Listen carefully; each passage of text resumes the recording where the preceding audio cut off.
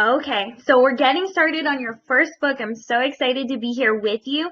In today's lesson, we're going to talk about how to tell if you have an idea that's worth pursuing for your novel. Because every novel starts with an idea, right? It starts with a what if question. It starts with a spark of curiosity. It starts with a story idea that won't stop haunting you.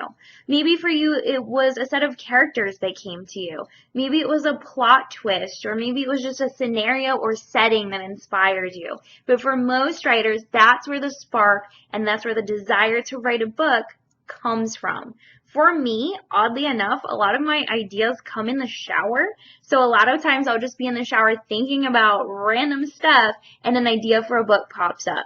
I first want to talk about what do you do if you don't have your idea but you want to write a book? I talk to a lot of people like this who have dreams of being an author, but they don't have an idea yet. And I know if you know anything about Harry Potter, you know that for J.K. Rowling, that was her kind of whole story. She wanted to be a writer growing up. She wanted to be a writer all through high school, but she didn't have what she felt was a viable idea. And then she fell asleep on a train, and this dream came to her in which she saw Harry Potter, and that's where her idea came from. It would be really nice if all of us could have our story ideas come to us in a dream. Stephanie Myers is another one from Twilight who dreamt up the idea for the series. Not all of us are that lucky though. Not all of us can just hope and pray for a dream and it comes to us. So how do you come up with your idea first of all? So I would say it's just about being very observant of the world around you. Orson Scott Card has this great quote about how the average person walks through life and doesn't see any stories, but a good writer will walk through their day and see at least 6 or 7. I'm paraphrasing. That's not an exact quote.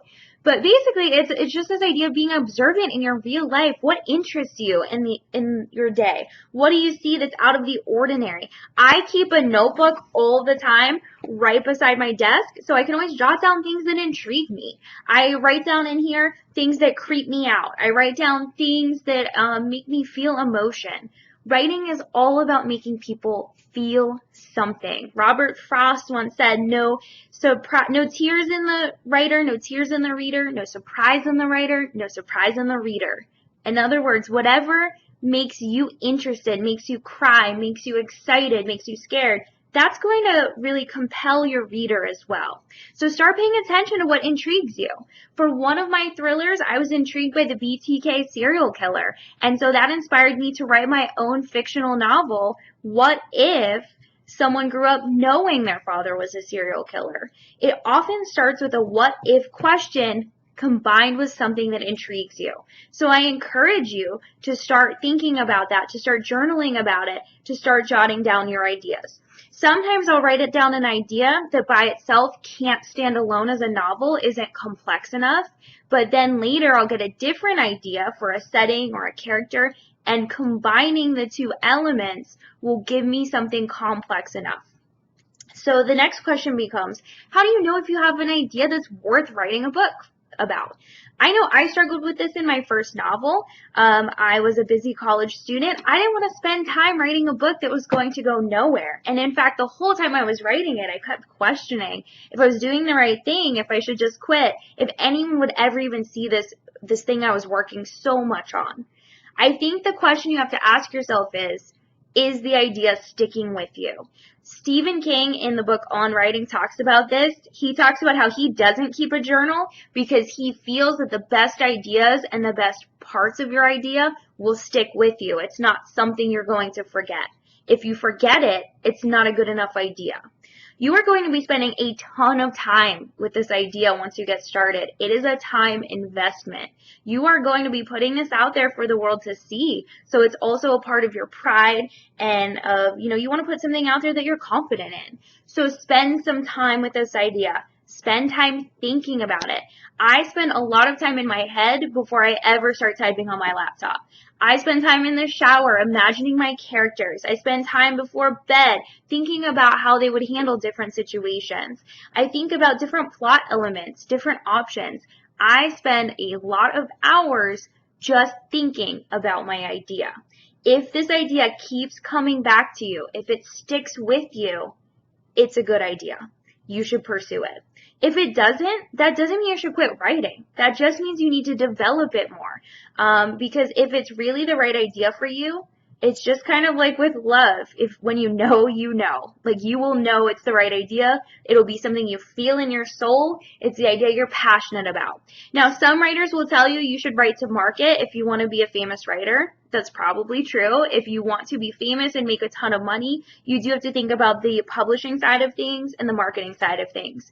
For me, I've always come at writing, though, as more of a passion project. For me, writing is about putting my truths out there, putting out the stories that my heart wants to tell. It's more of like a feel-good kind of thing. I can't describe it really, but for me, it's never been about writing what would be popular. It's about writing the stories I want to write. I'm not saying writing to market is bad. It is not a bad thing. It is a wise business move. But for me, I'm coming at it from a place of you have a story on your heart. You want to put your words out there. That's what defines your success. If you don't have your idea right now, that is okay. This course will still be helpful for you because once you get that idea, you'll be able to hit the ground running. And also, maybe this course, as we talk about some of the other topics and ideas, maybe it will spark your ideas and it'll spark you to really jump on board with the idea creation. Let's say now that you have your idea and you have this burning passion to tell a story, you have the idea that you know is going to stick. Another piece of advice I have for you, do not tell anyone about it that you know, that you're close to. And it's not a matter of someone stealing your idea. It's not really a matter of that. For me, it's about confidence. Because if you tell someone close to you, a friend, a spouse, a family member, if you tell them your idea and they think it's stupid, your passion, your inspiration is going to fizzle. Especially if you're just starting out, you don't have the confidence yet in your storytelling.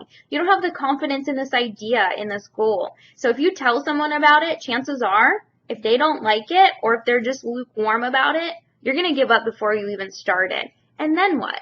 What could have happened if you pursued it? Please don't do that. Please don't quit. When you know in your soul it's the story you want to tell, jump on that train, pursue it, and chase that goal. So as a recap from this lesson, you come up with ideas for a novel by asking a what-if question, by observing your life, and by finding out what intrigues you. Sometimes you have to combine elements in order to make the most of your story and get a complex novel. Once you have the idea, spend some time thinking about it before you ever put pen to paper or fingers to keyboard. Spend some time really digesting that idea and really imagining what the story will be like. And finally, when you know you have the idea that you want to pursue, don't tell others who might shatter your confidence. Okay, so that's step one. We've got our idea. We're ready to start writing. We're going to go into the next lesson where we're going to learn how to actually start this thing off and some considerations we have to make with our character development.